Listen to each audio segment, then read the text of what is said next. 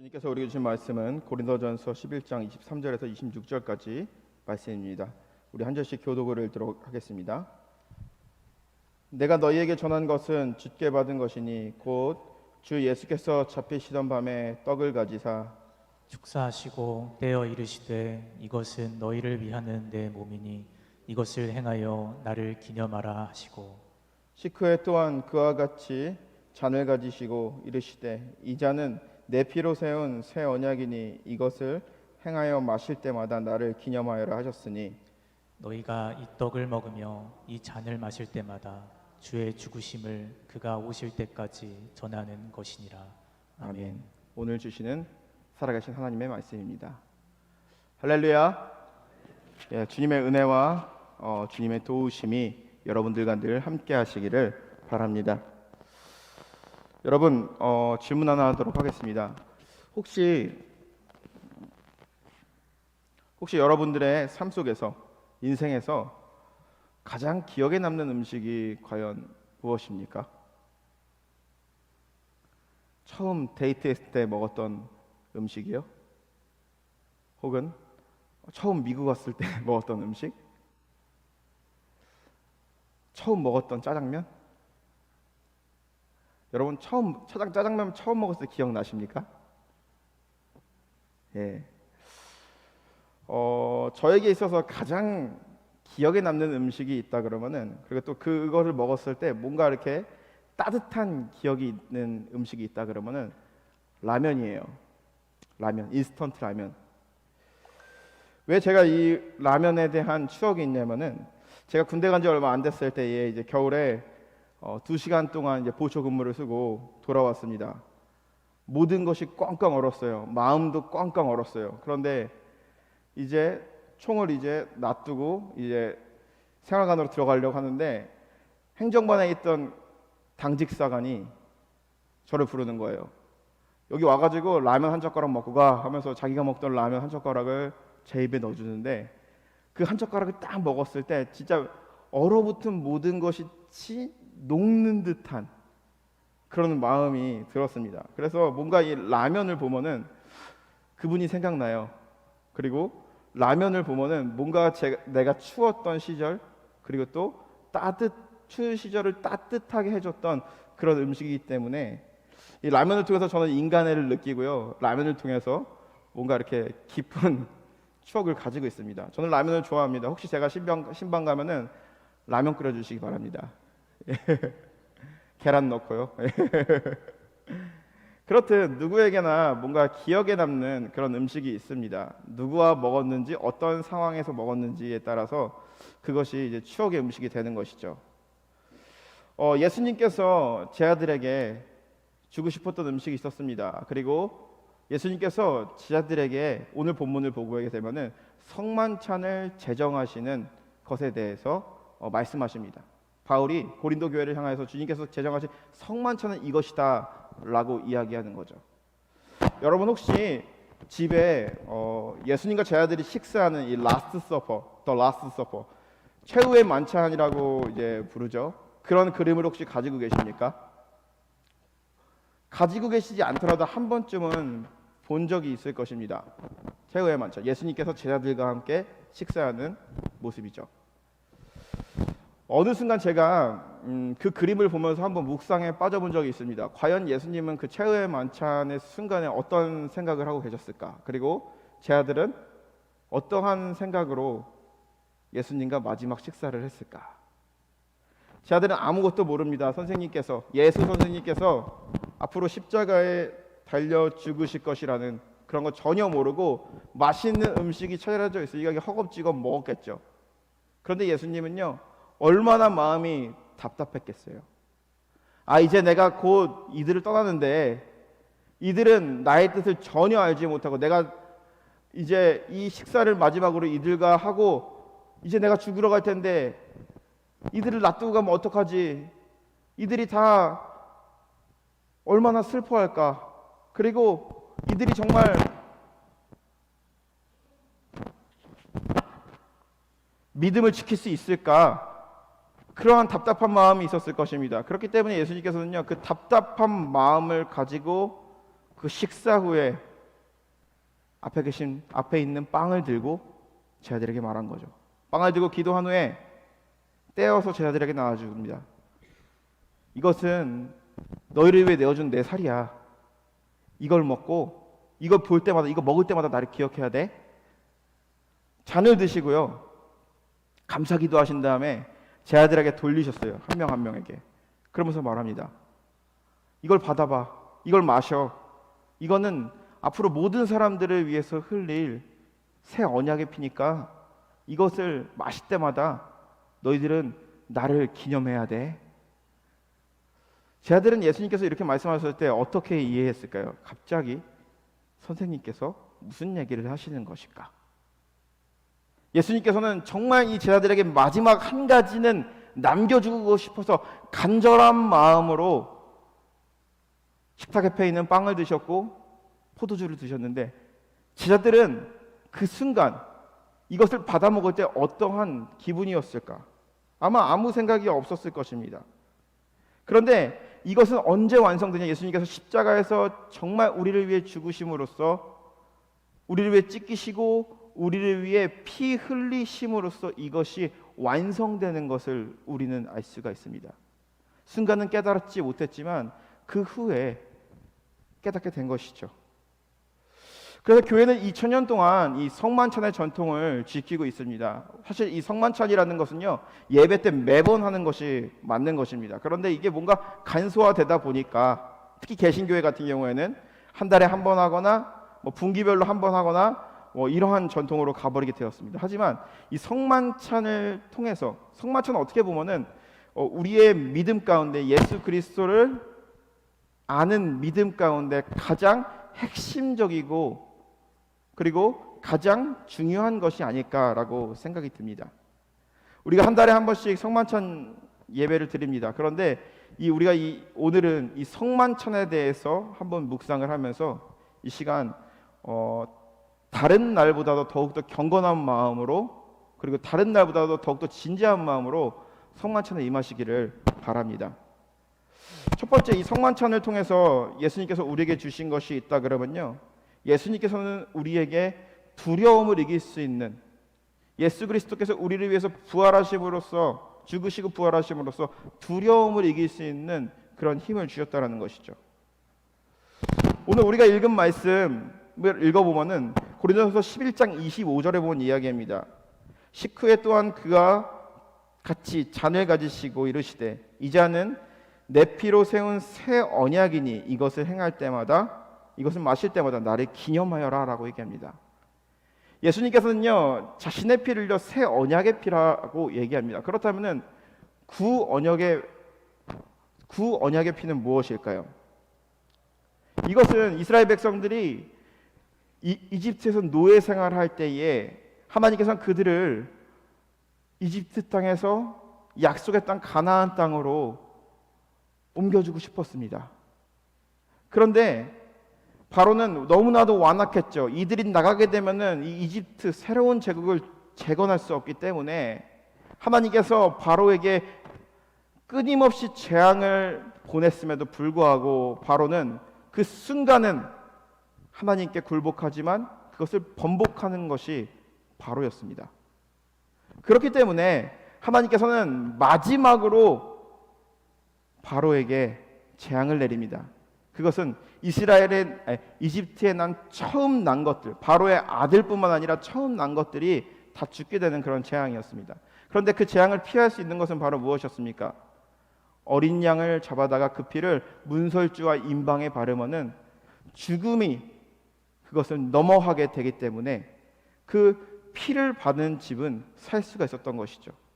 이것이 바로 언약의 피입니다. 구언약. 이스라엘 백성과 하나님 사이에서 세워진 그런 언약입니다. 그들이 노예의 신분이었고 죽을 수밖에 없는 상황이었는데 어린 양의 희생으로 말미암아 그들이 구원을 얻었다. 그리고 이집트에서 해방됐다. 그렇기 때문에 이것은 유대인들이 믿고 있는 구언약입니다. 그렇다면 새 언약은 바로 무엇입니까? 예수 그리스도께서 우리의 죄를 대신 지고 마치 어린 양이 희생하듯이 우리를 위해서 대신 죽으시고 모든 피를 쏟아내시고 모든 살이 찢기시고 우리를 위해서 죽으심으로써 세워진 새 언약을 의미하는 것입니다. 그렇기 때문에 예수님께서 요단강가에서 세례를 받을 때에 사람들은 예수님을 향해 얘기합니다. 보아라, 저 사람은요 세상 죄를 지고 갈 하나님의 어린 양이로다 라고 이야기하는 것이죠. 구약시대 이스라엘 백성이 경험한 어린 양을 통해서 약속하신 그 하나님의 언약이 이제는 예수 그리스도의 제자들이 모인 그 식사 자리에서 예수님께서 그들에게 예고한 것입니다. 이것은 너희들을 위해 흘릴 피고 이것은 너희들을 위해 찢길 나의 살이야 라고 말하면서 십자가에서 그 언약을 이루게 된 것입니다.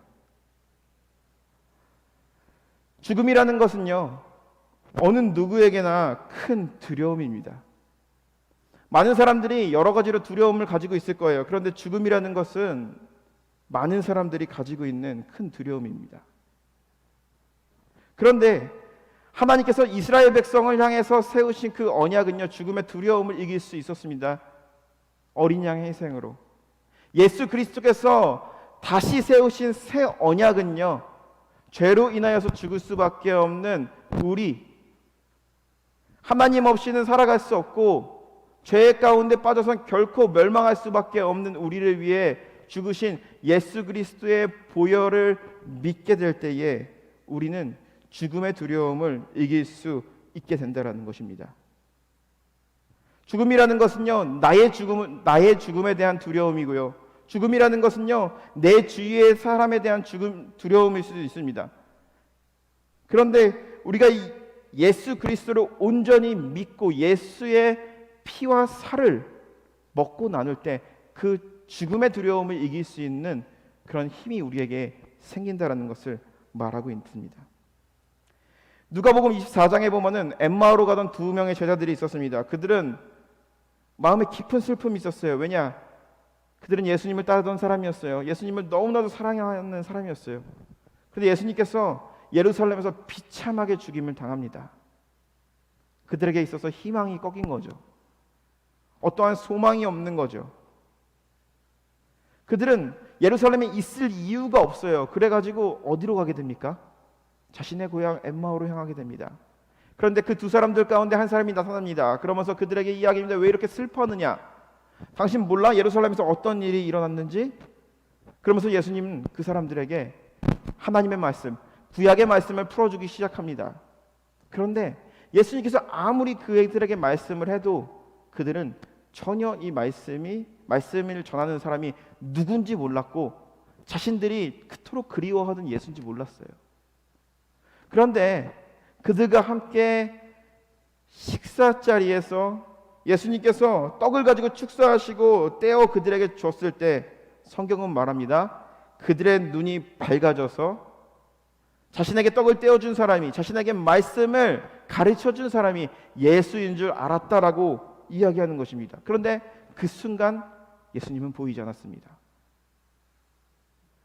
그런데 그들이 이어서 하는 말은 바로 무엇입니까? 우리에게 성경을 풀어주실 때 우리의 마음속이 뜨겁지 않았냐? 그러면서 그들은요 절망해서 자신의 고향 엠마오로 가다가 다시 유턴해서 어디로 갑니까? 예루살렘으로 기쁜 마음으로 나아가서 예수님의 부활 소식을 많은 사람들에게 전하게 됩니다. 주님의 살을 받아 먹을 때, 주님의 살과 피를 나누었을 때 그들의 마음이 변한 것입니다. 죽음의 두려움으로 가득 찬 이들이었습니다. 예수님의 죽음을 마주하였을 때에 나도 언젠간 저렇게 될 것이다라는 그런 두려움이 있었고요. 그리고 또한 자신이 정말 사랑하는 사람을 잃었다라는 그런 아픔이 있었어요. 그런데 주님의 살과 피를 받았을 때에 그들의 눈이 밝아졌고 그들의 마음이 절망에서 희망으로 바뀌었다라는 것입니다.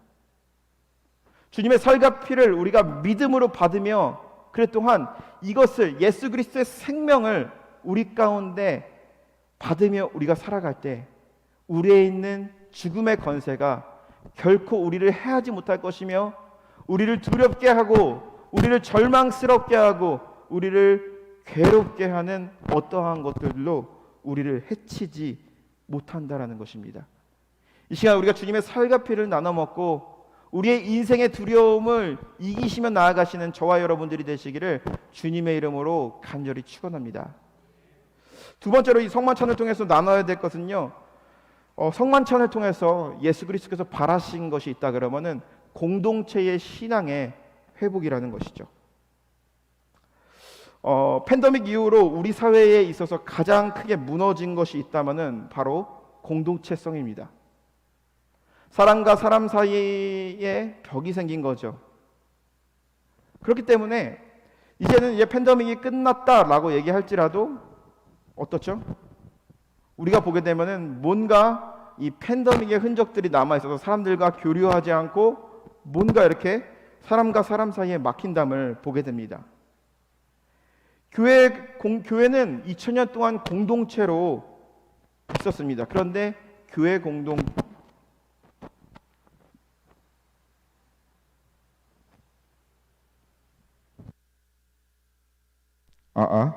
잘 들리죠? 예. 교회 공동체 역시도 무너졌습니다.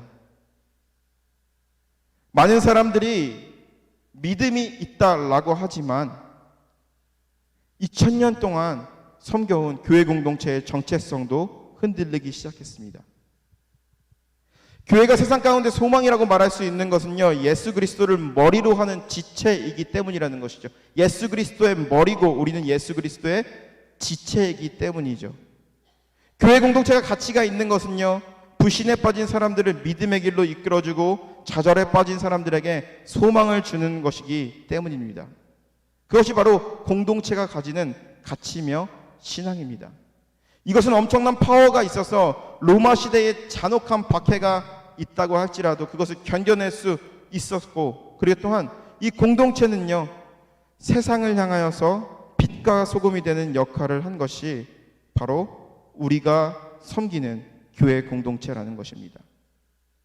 그런데 마치 예수님께서 고난당하실 때에 예수님을 믿고 따랐던 제자들이, 예수님을 따랐던 그 공동체가 산산이 부서져서 각기 제 갈 길을 갔던 것처럼 우리는 팬데믹을 겪으면서 각자 제 갈 길을 가는 성도들이 되어버렸습니다. 그런데 이 순간 여러분들에게 이런 질문을 한번 해보고 싶습니다. 우리는 때로는 여러 가지 문제로, 사람과의 문제, 교회와의 문제로 인하여서 마음이 불편해서 교회에 안 나가본 적도 있으실 것입니다. 그런데 어떻습니까? 교회를 안 나갔을 때는 마음이 참 편할 거예요. 한 주, 두 주 쉴 수 있으니까 자유를 얻었다. 그런데 그것도 잠시 여러분들 마음 가운데 괴로움이 찾아올 것입니다. 그리고 마음이 불편할 거예요. 그리고 그것이 오랜 시간 지속되었을 때 우리의 신앙이 무너지는 것을 경험하게 됩니다. 마치 자기의 갈 길로 돌아갔던 제자들처럼. 그런데 이러한 불편함을 내 마음 가운데 느낀다 그러면은, 내가 교회에 안 나갔을 때 내 마음 가운데 불편함이 지속되었다는 것은 우리 안에 믿음이 있다는 증거입니다. 예수님을 향한 사랑의 공동체를 향한 그런 사랑이 있기 때문이라는 것이죠. 그럴 때 여러분 부끄러워하지 마시고 교회로 돌아오시기 바랍니다. 그리고 돌아오는 이들을 아무 이유 없이 끌어안아주는 것이 진정한 참된 교회입니다. 자신을 배반한 제자들마저도 직접 찾아와서 끌어안아주시고 식사를 제공해 주시고 공동체를 다시 세워주셨습니다. 주님께서 성만찬을 제정하실 때 예수님께서는 자신의 몸을 떼어주시면서 이것은 나의 몸이다라고 얘기합니다. 그런데 그 떡은 한 덩어리로 되어 있습니다. 이것이 의미하는 것은 예수 그리스도는 한 몸이고 우리는 그 한 몸을 나눠 먹은 지체입니다. 포도주가 있습니다. 그런데 이 포도주는요, 한 컵을 돌려서 마셨습니다. 이것이 의미하는 것은 바로 무엇입니까? 예수 그리스도의 피를 같이 나눠 먹은 공동체라는 것입니다. 교회 공동체가 지켜야 될 사명, 그리고 또한 교회 공동체를 향한 그러한 사명이 있습니다. 성만찬을 예수께서 제정하시면서 이들에게 준 사명이 있다 그러면은 그것은 바로 주님 오실 때까지, 그리고 또한 주님의 자녀로서 성만찬을 받아 먹은 자로서 예수의 생명이 내 안에 있는 자로서 그것에 합당한 삶을 살아가라고 우리에게 명령하는 것입니다. 우리는 기억해야 됩니다.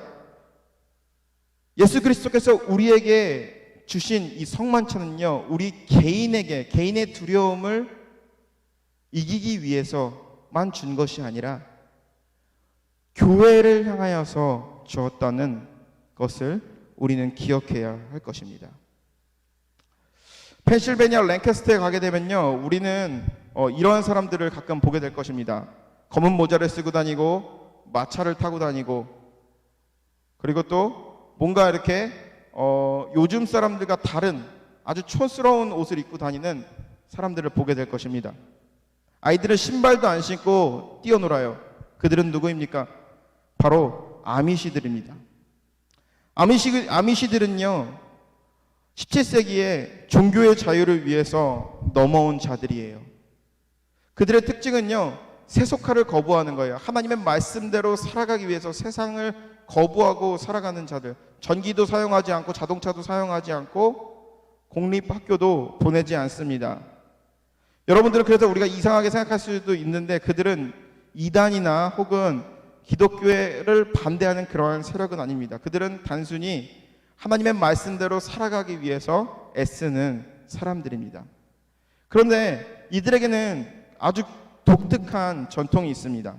뭐냐면은 이들에게는 이제 커뮤니온 위기라고 해서 이제 성찬 주간이라고 있어요. 이 주간은 언제냐면은 부활절 이후의 주간을 말하는데요. 보통 이 아미시 사람들은요, 아미시들은 예배를 3시간 드린다고 합니다. 여러분 3시간 예배 드려보셨습니까? 예, 많이 힘드실 거예요. 그런데 이 성찬 주간, 성찬 주일날은요, 예배를 8시간 드린다고 합니다. 제가 자세히 찾아봤어요. 어떻게 예배를 드리냐면은 목사는 8시간 동안 예배가 끊이지 않고 계속 예배가 진행됩니다. 목사는 앞에서 계속 있어요. 근데 사람들은 배고프잖아요. 그러면 조를 나눠서 이 사람들은 밥을 먹고 오고, 다시 오면은 또 교대에서 이 사람은 또 밥을 먹고 오고, 이렇게 예배를 드린다라고 합니다. 그러면서 이러한 노래를 부른다고 해요. 사람아 생각하라, 내 죽음을 생각하라. 죽음은 항상 빨리 오는 법. 힘이 넘쳐나는 사람도, 건강한 사람도 아마도 내일보다 더 빨라질 수, 내일이나 더 빨리 사라질 수 있다네. 이러면서 이런 노래를 부른다라고 합니다. 그리고 이 기간에 하는 것 중에 하나가 있다 그러면은 목사는 교인들에게 사순절기에 자신이 잘못한 사람을, 자신이 용서하지 못한 사람을 용서하라고 권면합니다. 그리고 마음속에 원한이 있으면은 그 원한을 풀라고 이야기합니다. 그리고 그들의 전통에 따르면요, 누군가를 용서하지 않는다 그러면은 성만찬에 참여할 수 없다라고 합니다. 만약에 그런데 교인들 가운데 화해가 진정으로 이루어지지 않고 용서가 진정으로 이루어지지 않는다면은 성만찬 주간이라고 할지라도 그 성만찬을 몇 주건 몇 달이건 미룬다고 합니다. 그들이 화해할 때까지. 물론 그렇게 한다 그러면 사람들이 이 사람을 위해서 화해하겠죠. 그런데 우리가 여기서 봐야 될 것은요, 교회의 진짜 교회 공동체 안에서 진정한 화해와 용서를 위해서 많은 사람들이 기도한다라는 것이죠.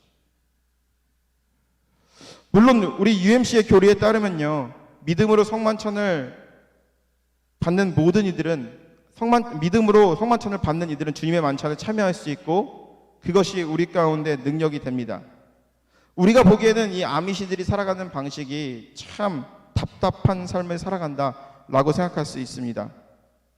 그리고 그들이 살아가는 방식이 참 불편하다라는 생각이 들 수도 있어요. 왜냐하면 우리도 교회 안에서 마음에 안 드는 사람이 있으면 저 사람을 차단하고, 마음에 믿는 사람들끼리도 보고 싶지 않은 사람이 있으면은 보려고 하지 않습니다. 그 사람과 대화하지 않습니다. 저도 그럴 때도 있습니다. 목사님들 사이에 다 좋은 목사님만 있는 건 아니잖아요. 그래서 피하고 싶은 목사님은 피하고 관계를 더 이상 하고 싶지 않은 목사님이 있다면 관계를 하지 않습니다. 그런데 우리가 이 아미시 공동체를 통해서 볼 것이 있다면 그것은 바로 무엇이냐? 공동체의 화해와 공동체의 용서를 위해서 성도가 함께 기도한다라는 것이죠. 그들이 하나 되고 한 믿음을 가졌을 때 비로소 그들이 성만찬을 받을 수 있다라는 것입니다. 그들에게 있어서 이 성만찬이라는 건 얼마나 가치가 있을까요? 그리고 또 얼마나 감사한 것이고 그것을 얼마나 그들은 뜻깊게 생각을 할까요? 우리는 생각해 볼 필요가 있습니다. 현대사회를 살아가면서 믿는 자라고 하지만 서로 용서하지 못하고 화해하지 못하고 섬기지 못하며 성만찬을 받는 우리의 자신의 믿음을 돌아보게 된다는 것이죠.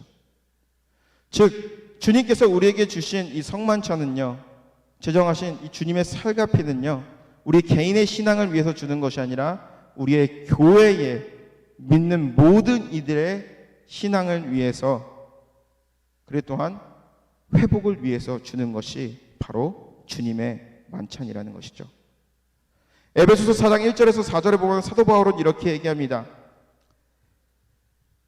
모든 겸손과 온유로 하고 오래 참음으로 사랑 가운데서 서로 용납하고 평안에 매는 줄로 성령께서 하나 되게 하신 것을 힘써 지키라. 몸이 하나요 성령도 한 분이시니 이와 같이 너희가 부르심의 한 소망 안에서 부르심을 받았느니라. 이 시간 우리가 주님의 살갑이를 나누면서 그리고 또한 예수 그리스도의 희생을 우리가 기억하면서 이 성만찬을 받을 때에 믿음으로 이 성만찬을 받으시는 저와 여러분들이 되었으면 좋겠고, 예수님의 생명이 내 안에 들어온다라는 것을 기억하며 우리 안에 있는 두려움을 극복하시고 또한 우리 교회 공동체 가운데 믿음과 그리고 또한 사랑과 소망을 키워가시는 거룩한 주님의 식탁이 되시기를 주님의 이름으로 간절히 축원합니다. 기도하겠습니다.